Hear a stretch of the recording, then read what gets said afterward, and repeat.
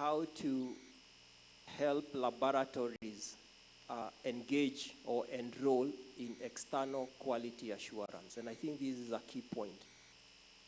How do labs know that they're actually reporting the right thing?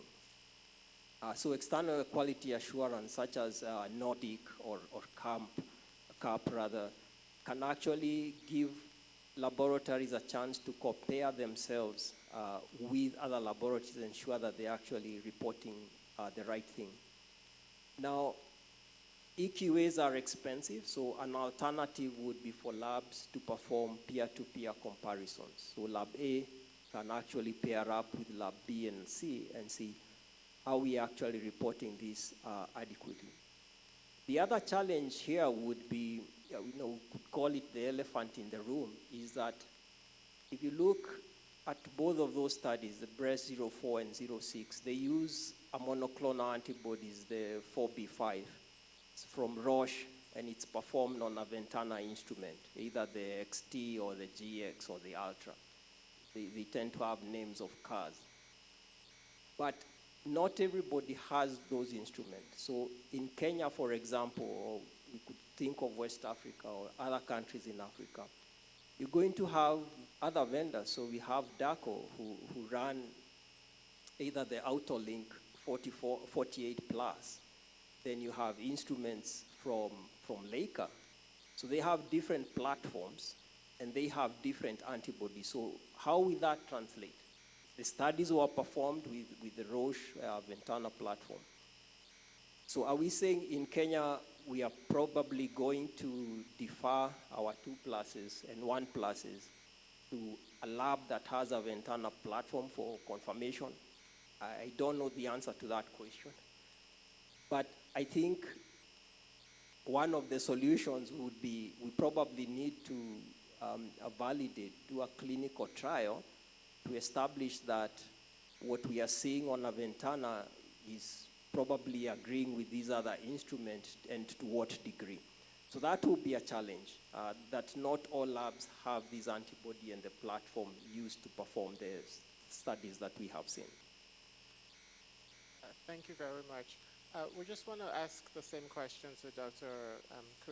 Corigliano online.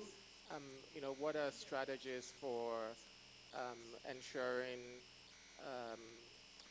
sort of a common understanding across labs in interpretation of HER2 and ultra low and HER2 low? Which is the question? I don't know if you can hear us. I can hear you. I need the question. Which is the question? Oh, yeah. Okay. Can you hear us? Which is the question? Yeah. So the question is, there are going to be, or there are already more and more diagnostic challenges, and there are challenges with inter-lab reliability, inter-pathology reliability, and impacts on false positivities and false negativity, mostly false positivity with HER2 low and HER2 ultra low. So what are some strategies that are currently happening either at your institution or you're familiar with in addressing these challenges? The most important challenge is related mainly to the fact that we are missing a lot of HER2 low patients. Just to remind you, the analysis that Professor Viale performed on the Destiny 6 clearly showed that almost 25% of patients HER2 low were missed, and something like 45% HER2 ultra low. So, in my opinion, it's not a challenge related to false positivity. It's mainly a challenge related to false negative.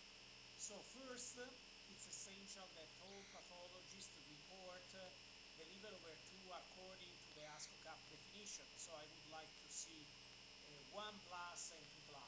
And secondly, when removing the HER2 ultra low, it's essential that our pathologists are reporting HER2 0 should specify if more than 0% and less than 10%. So I believe all these challenges can be overcome because our pathologists are very good and they know perfectly the clinical condition. Okay, thank you very much. So we're really close on time.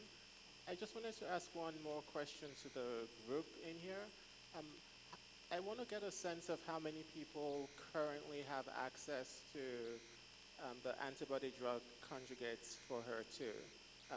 If you've used it, okay, so we see one hand up, okay, or two hands, okay.